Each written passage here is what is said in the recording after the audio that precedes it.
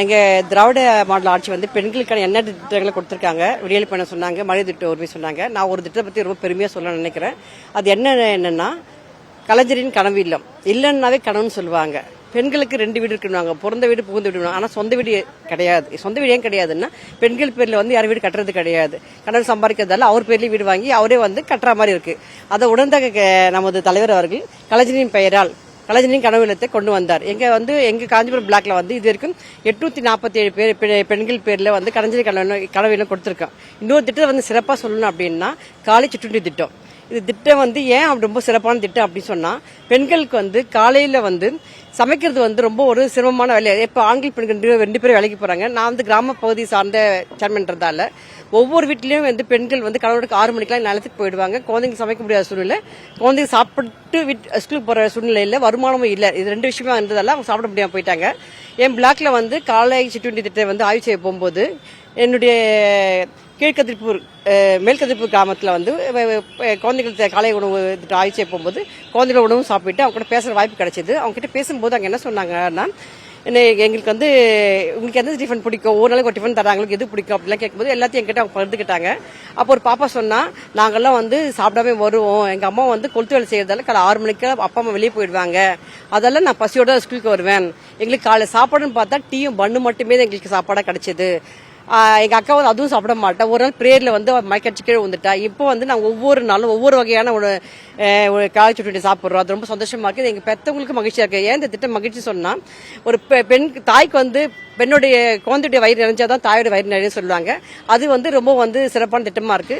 எங்கே நான் கிராமத்துக்கு போனாலும் கலைஞர் உரிமை தொகை, கலைஞரின் கனவு இல்லம், காலை சிற்றுண்டி திட்டத்தை பெண்கள் வந்து ரொம்ப சிறப்பாக எங்களை பாராட்டுறாங்க. இதை தந்த முதல்வருக்கு என்னாலும் அதுக்கு நன்றி சொல்லியிருக்காங்க. நன்றி, வணக்கம். அச்சரப்ப ஒன்றியத்தில் வர என்னுடைய பேர் பொன்மலர். நான் 15 வருஷமா தொடர்ச்சியாக கவுன்சிலராக இருந்துட்டு வரேன். அந்த ஏரியாவில் கலைஞர் ஆட்சியில் இருந்தது தொடர்ச்சியாக வந்துட்டு இருக்கிறேன். கலைஞர் தமிழக மக்களுக்கு வந்து ஒரு டிவியோ இல்ல ஒரு கேஸ் கொடுக்கறத விட எல்லாம் வசதி உள்ளவங்க தான் அதெல்லாம் பயன்படுத்திட்டு இருந்தாங்க. கலைஞருடைய ஆட்சி வந்த பிறகு அது ஏழை மக்களுக்கு கொடுத்ததால வசதி வாய்ப்பு இல்ல, சரியான ஒரு நிலைப்பாடான ஒரு மக்கள் வாழ்வுக்கு வந்தாங்க. அது கலைஞர் ஐயாக்கு நன்றி சொல்லணும். அதே தருணத்துல பெண்களுக்கு 33% இடஒதுக்கீடு பண்ண 33% இடஒதுக்கீடு பண்ண பிறகு தமிழகத்தில் எல்லா பெண்களும் வெற்றி வாய்ப்பு தேடி வந்தாங்க. பிறகு நம்ம தமிழக முதலமைச்சர் அவர்கள் 50% கொண்டு வந்தார். அந்த 50% வந்து எல்லா பெண்களும் எல்லா துறையிலும் சாதித்து வந்துட்டு இருக்காங்க.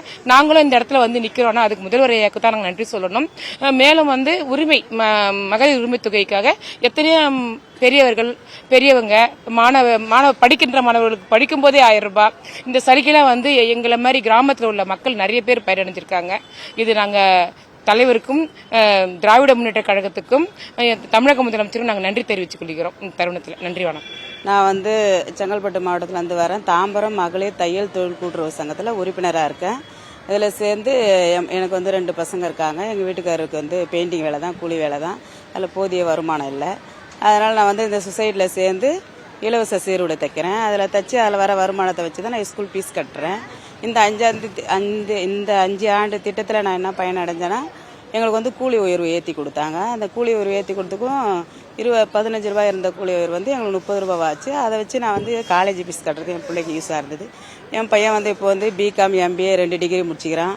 அது ரொம்ப பயனுள்ளது. இன்னொரு பயன் என்னன்னா, நாங்கள் வந்து இந்த இலவச சீருடை தைக்கிறது 8 மாதம் மட்டும்தான் இருக்கும். மீதி 4 மாதம் சும்மா இருப்போம். சும்மா இருக்கும்போது போய் வெளியில் வேலை கேட்டால் நீங்கள் 4 மாதத்துக்கு வந்து வேலை கொடுக்க மாட்டாங்க யாருமே. அதனால் வந்து நீங்கள் ஏன் வெளியில் போய் வேலை தர்றீங்க, நாங்களே கொடுக்குறோன்னு சொல்லி எங்களுக்கு வந்து ஒரு பிள்ளைங்களுக்காக போய் அளவு எடுக்கிறதுக்கு கூப்பிட்டாங்க. ஒரு பிள்ளைக்கு அளவு எடுத்தால் ஒரு பிள்ளைக்கு 5 ரூபான்னு அளவு எடுக்கிறதுக்கு பைசா கொடுப்பாங்க. அந்த 4 மாதமே எங்களுக்கு வேலை வாய்ப்பு கொடுத்தாங்க. அது மட்டும் இல்லை, அதுக்கு நாங்கள் எங்கே அந்த தமிழ்நாடு செங்கல்பட்டு மாவட்டம் ஃபுல்லுமே போவோம்.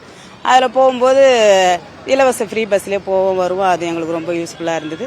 அதேமாரி ஊனமுற்றவங்க எல்லாரையுமே வந்து நான் இந்த சொசைட்டியில் சேர்த்து விட்டுருக்கிறேன். கணவனால் கைவிடப்பட்டவங்க, மாற்றுத்திறனாளி எல்லாருமே இதில் பயனடைகிறாங்க. அதனால் இந்த தமிழ்நாடு கவர்மெண்ட்டுக்கு ரொம்ப நன்றி. குறிப்பாக பெண்களுக்கு நிறைய திட்டம் கொண்டு வந்திருக்காங்க இல்லையா, அந்த விஷயங்கள் எந்த அளவுக்கு ஒரு குடும்ப தலைவிகளுக்கு நல்லா உதவுதுன்னு நினைக்கிறேன்? எல்லாமே நல்லா தான் உதவுது.